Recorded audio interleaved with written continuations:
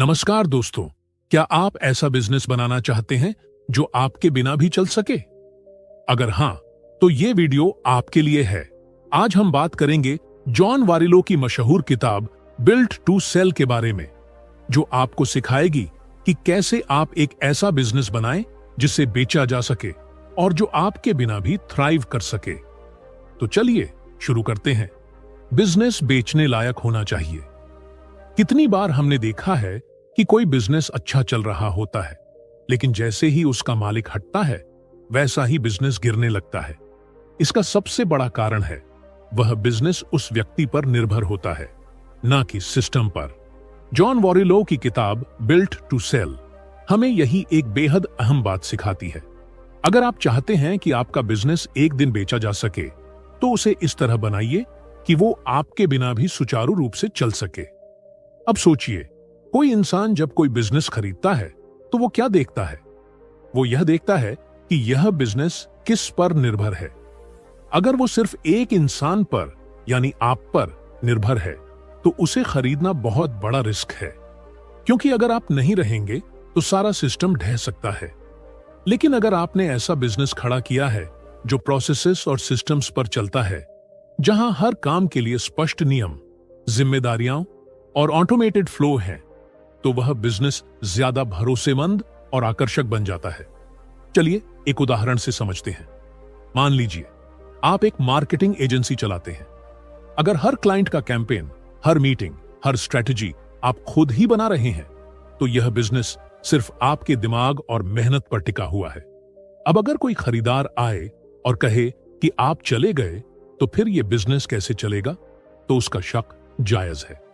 लेकिन अगर आपने एक मजबूत टीम बनाई है, हर सर्विस के लिए स्टेप बाय स्टेप प्रोसेस बनाए हैं, जैसे क्लाइंट ऑनबोर्डिंग का form, automated email follow-ups, ad campaign templates, performance review checklist, तो वो देखेगा कि यह बिजनेस व्यक्ति आधारित नहीं, बल्कि सिस्टम आधारित है।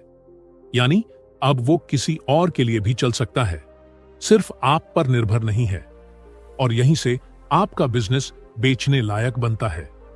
बिल्ट टू सेल यही सिखाती है कि अगर आप एक वैल्यूएबल एसेट बनाना चाहते हैं, तो पहले खुद को बिजनेस से अलग कीजिए और फिर उस बिजनेस को एक मशीन की तरह बनाइए, जो हर दिन एक जैसे ढंग से आउटपुट दे सके, चाहे ड्राइवर कोई भी हो। 2. एक फोकस्ड सर्विस चुनें। दोस्तों, क्या आपने कभी ऐसा रेस्टोरेंट देखा है जहां 50 तरह की चीजें मिलती हैं?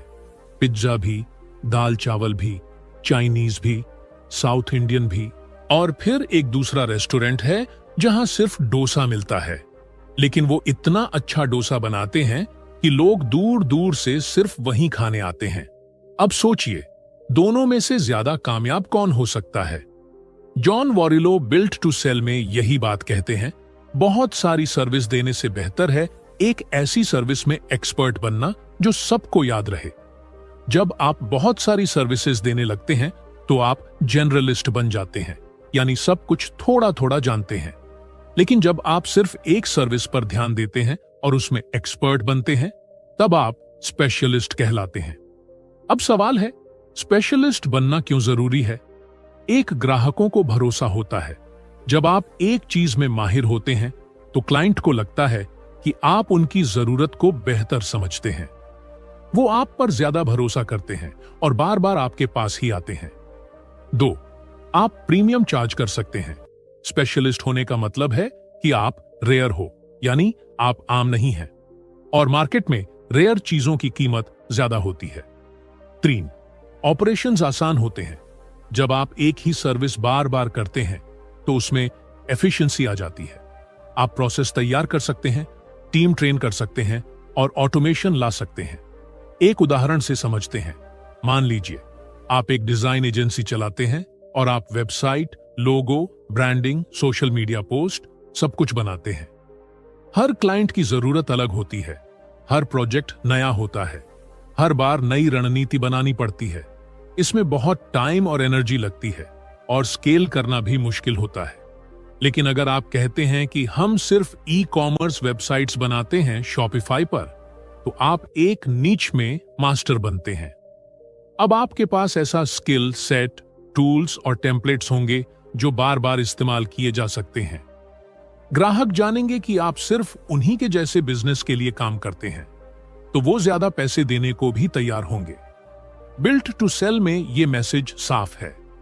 सब कुछ करने की कोशिश मत करो, एक चीज में माहिर बनो। जब आपका बिजनेस फोकस्ड होता है तो वह न सिर्फ क्लाइंट्स के लिए साफ और समझने लायक होता है, बल्कि खरीदारों के लिए भी अट्रैक्टिव बनता है। क्यों?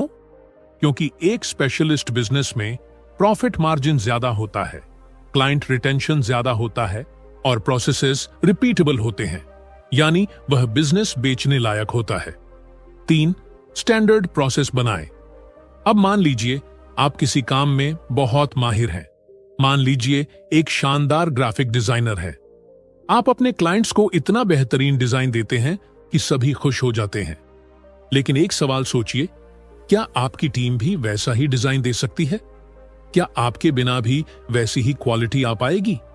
अगर जवाब नहीं है तो समझिए कि आपका बिजनेस रिपीटेबल नहीं है। और यही वो चीज है जो बिल्ट टू सेल में जॉन वॉरेलो बहुत जोर देकर समझाते हैं।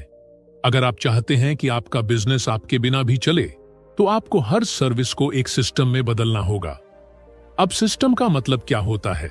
सिस्टम का मतलब होता है ऐसा प्रोसेस जो स्टेप बाय स्टेप तय हो और हर बार एक जैसा रिजल्ट दे। जैसे कोई रेसिपी होती है, जब हर कोई उसी सामग्री, उसी मात्रा और उसी तरीके से पकाए तो स्वाद वही आता है। यहां कुछ जरूरी बातें हैं जो हर बिजनेस को ध्यान में रखनी चाहिए। 1. स्टेप बाय स्टेप प्रोसेस बनाइए। हर काम का एक स्टैंडर्ड तरीका तय कीजिए। उदाहरण, क्लाइंट ऑनबोर्डिंग के लिए क्या स्टेप होंगे? सबसे पहले एक वेलकम ईमेल जाएगा, फिर एक फॉर्म भरा जाएगा, फिर एक जूम कॉल और फिर काम शुरू। 2. डॉक्यूमेंटेशन तैयार कीजिए। हर टास्क, हर सर्विस, हर डिलीवरी प्रोसेस को लिखित रूप में तैयार कीजिए। इसे SOP, स्टैंडर्ड ऑपरेटिंग प्रोसीजर कहा जाता है। इससे जब भी कोई नया टीम मेंबर आता है तो उसे सब कुछ सिखाने की जरूरत नहीं होती। वो गाइड पढ़कर काम सीख सकता है। 3. ट्रेनिंग मैनुअल और टेम्पलेट्स बनाइए। क्या आपके बिजनेस में बार बार एक जैसे काम होते हैं, जैसे प्रस्ताव बनाना, बिल भेजना, रिपोर्ट तैयार करना? तो क्यों ना इसके लिए टेम्पलेट्स बनाएं। इससे समय बचेगा, कंसिस्टेंसी आएगी और ह्यूमन एरर कम होगा। 4. टेक्नोलॉजी का इस्तेमाल करें। जहां मुमकिन हो ऑटोमेशन टूल्स का इस्तेमाल करें, जैसे CRM system, email automation, project tracking tools. इससे आपको हर बार मैन्युअली काम नहीं करना पड़ेगा। उदाहरण, मान लीजिए आप एक वीडियो एडिटिंग एजेंसी चला रहे हैं। हर बार क्लाइंट से रॉ फुटेज लेना, फीडबैक लेना, डिलीवरी करना, ये सब अगर मैन्युअली किया जा रहा है तो आप हर बार थक जाएंगे।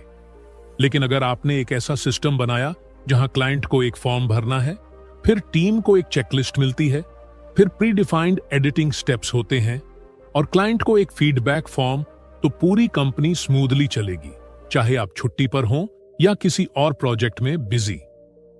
जॉन का साफ कहना है, अगर आप अपने काम को रिपीटेबल और प्रेडिक्टेबल नहीं बना सकते तो आप उसे किसी और को सौंप नहीं सकते, और जब आप सौंप नहीं सकते तो आप बेच भी नहीं सकते। यानी स्टैंडर्ड प्रोसेस बनाना सिर्फ सुविधा नहीं है, ये आपके बिजनेस की वैल्यू बढ़ाता है। 4. एक मजबूत टीम बनाएं। दोस्तों, एक बहुत बड़ी गलती जो ज्यादातर बिजनेस मालिक करते हैं, वो ये सोचते हैं कि अगर मुझे सब कुछ आता है तो मैं ही सब कुछ कर लूंगा। शुरुआत में ये सोच ठीक लगती है, क्योंकि फाउंडर पैशनेट होता है, मेहनती होता है और सब कुछ परफेक्ट करना चाहता है। लेकिन यहीं से एक बहुत बड़ी रुकावट खड़ी हो जाती है। बिल्ट टू सेल हमें सिखाती है कि अगर आप हर चीज खुद ही करते रहेंगे तो आप एक बिजनेस के मालिक नहीं, बल्कि उसमें नौकरी करने वाले बन जाते हैं। अगर आप सच में चाहते हैं कि आपका बिजनेस बड़ा बने और एक दिन कोई उसे खरीदे, तो आपको अपने आसपास एक मजबूत और जिम्मेदार टीम बनानी ही होगी। पॉइंट, सबसे पहले रोल्स को क्लियरली डिफाइन करें। हर इंसान को पता होना चाहिए कि उसका काम क्या है। सिर्फ यह कहना कि तुम सब संभाल लेना काफी नहीं है। जैसे क्लाइंट से कौन बात करेगा, प्रोजेक्ट को कौन मैनेज करेगा, डिलीवरी की जिम्मेदारी किसकी होगी, यह सब साफ होना चाहिए। 2. डेलीगेशन का हुनर सीखिए। अगर आप हर छोटी छोटी चीज खुद ही करेंगे तो आप बिजनेस नहीं बढ़ा पाएंगे। काम को सही लोगों को सौंपिए और भरोसा कीजिए। शुरुआत में गलतियां होंगी, लेकिन वही उनकी सीख बनेंगी। 3, एम्पावर करें, सिर्फ सुपरवाइज नहीं। एक अच्छी टीम सिर्फ आपके आदेशों का इंतजार नहीं करती, वो खुद सोचती है, फैसले लेती है और इनिशिएटिव लेती है। इसके लिए आपको अपनी टीम को ऑटोनॉमी देनी होगी, यानी खुद निर्णय लेने की आजादी। इससे टीम ओनरशिप महसूस करती है और परफॉर्मेंस बेहतर होती है। 4, ट्रेन करें और ग्रो करने दें। आप जैसे जैसे अपनी टीम को गाइड और ट्रेन करते हैं, वे वैसा ही सोचने और करने लगते हैं जैसा आप करते हैं। इसका मतलब है कि आप अपनी सोच और क्वालिटी को दूसरों में ट्रांसफर कर रहे हैं, जो हर ग्रेट लीडर करता है। एक उदाहरण से समझते हैं। मान लीजिए आप एक डिजिटल मार्केटिंग एजेंसी चला रहे हैं। आप खुद ही क्लाइंट से मिलते हैं, सोशल मीडिया पोस्ट बनाते हैं, एड्स चलाते हैं, रिपोर्ट बनाते हैं, सब कुछ। अब अगर आप बीमार हो जाएं या 2 हफ्तों के लिए छुट्टी पर चले जाएं, तो क्या कंपनी रुकेगी? लेकिन अगर आपने एक टीम बनाई है, एक क्लाइंट मैनेजर जो मीटिंग्स ले, एक क्रिएटिव हेड जो कंटेंट बनवाए, एक एड स्पेशलिस्ट जो कैंपेन्स मैनेज करे और एक एडमिन जो रिपोर्ट्स बनाए, तो आप चाहे वहां हो या ना हो, बिजनेस चलता रहेगा। और वही असली कामयाबी है। जॉन वॉरेलो का साफ संदेश है, एक ऐसा बिजनेस बनाओ जो आपके ऊपर निर्भर ना हो, बल्कि एक टीम के सिस्टम पर चले। क्योंकि जब कोई खरीदार आपके बिजनेस को देखता है, तो वो ये नहीं देखता कि आप क्या कर सकते हैं, वो देखता है कि ये बिजनेस आपकी गैर मौजूदगी में भी कैसे चलता है। और जब आपकी टीम जिम्मेदारी उठाने लगती है, तब आप एक मैनेजर से ओनर बनने लगते हैं। तब आपका बिजनेस सिर्फ एक काम नहीं, बल्कि एक वैल्यूएबल एसेट बन जाता है। 5, क्लाइंट डिपेंडेंसी कम करें। अब सोचिए, आपके पास एक बहुत बड़ा क्लाइंट है जो आपकी 70% इनकम ला रहा है। वो हर महीने प्रोजेक्ट देता है, टाइम पर पेमेंट करता है और आपकी टीम भी उसी के काम में लगी रहती है। अब जरा कल्पना कीजिए, अगर वो क्लाइंट कल कह दे, अब हमें आपकी सर्विस की जरूरत नहीं है, तो क्या होगा? पूरा बिजनेस हिल जाएगा, है ना? बिल्ड टू सेल हमें एक बहुत बड़ा सबक देती है। अगर आपका बिजनेस कुछ गिने चुने क्लाइंट्स पर टिका हुआ है, तो वो असल में बहुत कमजोर है। यह बाहर से भले ही स्टेबल दिखे, लेकिन अंदर से वह एक बहुत बड़े रिस्क पर खड़ा होता है। 1, हाई क्लाइंट डिपेंडेंसी आकर हाई रिस्क। जब आपका 60%, 70% या 80% रेवेन्यू किसी एक या 2 क्लाइंट से आता है, तो आपका पूरा बिजनेस उनकी मर्जी पर चल रहा होता है।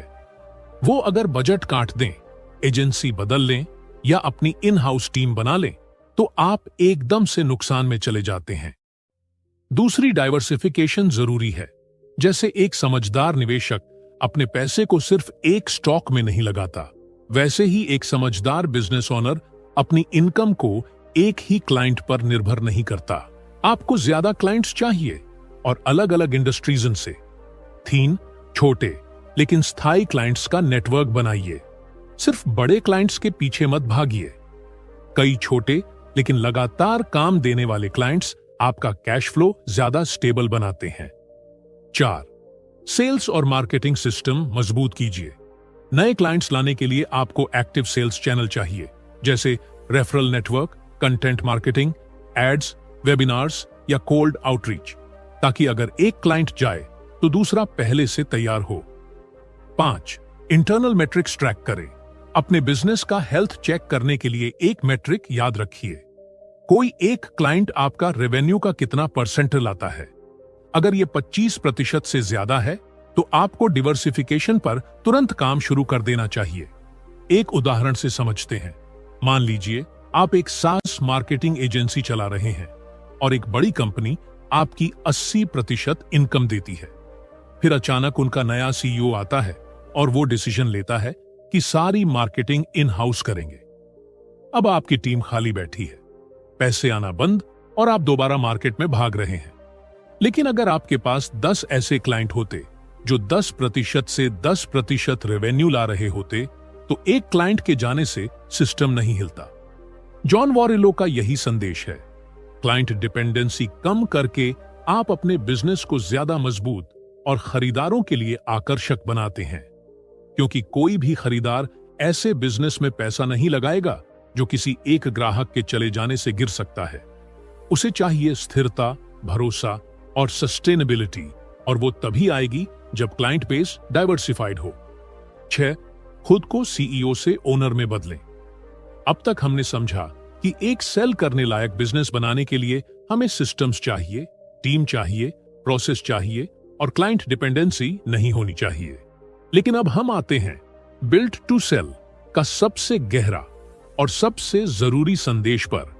अगर आप चाहते हैं कि आपका बिजनेस सच में बिक सके, तो आपको खुद को बिजनेस से अलग करना होगा, यानी आपको एक सीईओ से बदलकर ओनर बनना होगा। अब फर्क क्या है इन दोनों में? पहला, सीईओ क्या करता है? वो हर रोज ऑफिस में होता है, टीम को गाइड करता है, क्लाइंट्स से बात करता है, कभी अकाउंटिंग देखता है, कभी प्रोजेक्ट फॉलो अप करता है, यानी हर चीज में उसकी इन्वॉल्वमेंट होती है। 2. ओनर क्या करता है? वो बिजनेस को स्ट्रेटेजिकली चलाता है, सिस्टम्स बनाता है, सही लोग रखता है और ज्यादातर समय सोचता है इस बिजनेस को और कैसे ग्रो किया जाए या इससे पैसिव इनकम कैसे ली जाए। जॉन वॉरिलो कहते हैं, अगर आपका बिजनेस आपके बिना नहीं चल सकता तो वो बिजनेस नहीं है, वो बस एक हाई पेड जॉब है। तो अब सवाल उठता है, ओनर कैसे बने? आइए स्टेप बाय स्टेप समझते हैं। 1. माइक्रो मैनेज करना छोड़िए, हर छोटी चीज में घुसना छोड़ दीजिए। आपका काम यह नहीं कि डिजाइन अप्रूव करें या ईमेल भेजें। आपका काम है ऐसे सिस्टम बनाना कि आपकी टीम ये सब खुद कर सके। 2. अपने टाइम की वैल्यू पहचानिए। अगर आप हर दिन 10 घंटे बिजनेस में ही लगे रहते हैं, तो आप ना तो बिगर पिक्चर देख पा रहे हैं, ना ही नए ग्रोथ आइडियाज पर काम कर पा रहे हैं। ओनर बनने का मतलब है अपने टाइम को स्ट्रैटेजी, विजन और एक्सपेंशन में लगाना। 3. स्ट्रक्चर बनाइए फ्रीडम के लिए। जब तक रोल्स, रिस्पॉन्सिबिलिटीज और प्रोसेसेस फिक्स नहीं होते, तब तक आप फ्री नहीं हो सकते। जब सब कुछ सिस्टम से चलेगा, तभी आप धीरे धीरे खुद को रिप्लेस कर पाएंगे। 4. पासिव इनकम की सोच अपनाइए। ओनर का एक बड़ा गोल होता है बिजनेस से पैसा कमाना, चाहे वो उसमें काम करे या नहीं। यानी सिस्टम्स ऐसे बने कि आप कहीं छुट्टी पर हों, फिर भी इनकम आती रहे। तभी आप किसी दिन उस बिजनेस को बेचने लायक बना पाते हैं। 5. एग्जिट की प्लानिंग शुरू कीजिए। अब सोचिए, क्या कोई बायर आपका बिजनेस ऐसे ही खरीद लेगा जिसमें सब आपसे पूछकर होता है? नहीं, वो तभी खरीदेगा जब बिजनेस आपके बिना भी स्मूथ चले। इसलिए ओनर माइंडसेट मतलब है, मैं आज काम से हटूं, फिर भी बिजनेस चले और ग्रो करे। एक छोटा उदाहरण, मान लीजिए आपने एक मार्केटिंग एजेंसी बनाई और 3 साल बाद सब कुछ ऑटोमेट कर लिया। टीम चल रही है, क्लाइंट्स आ रहे हैं, डिलीवरी हो रही है और आप हफ्ते में बस एक बार रिपोर्ट देखते हैं। अब कोई बायर आएगा और बोलेगा, वाह, मुझे ये बिजनेस चाहिए, सब कुछ सेट है और फाउंडर की जरूरत भी नहीं। बस यही है बिल्ड टू सेल का अल्टीमेट गोल। ओनर बनने का मतलब है आपका दिमाग बिजनेस में हो, लेकिन आपकी मौजूदगी जरूरी ना हो। आप तभी फ्री होंगे, तभी बेच सकेंगे और तभी असली फाइनेंशियल फ्रीडम पाएंगे। तो दोस्तों, यही थी बिल्ड टू सेल की एक शॉर्ट लेकिन पावरफुल समरी। अगर आप एक ऐसा बिजनेस बनाना चाहते हैं जो आपको आजादी दे, तो यह किताब आपके लिए है। वीडियो पसंद आया हो तो लाइक और शेयर जरूर करें और ऐसे ही बुक समरीज के लिए चैनल को सब्सक्राइब करना न भूलें। मिलते हैं अगली वीडियो में। धन्यवाद।